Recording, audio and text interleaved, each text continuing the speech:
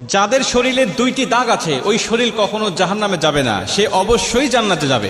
হাদিসটি সহিহ তিরমিজির 1669 নম্বর হাদিস এবং সহিহ আত-তারগিবের 1376 নম্বর হাদিস।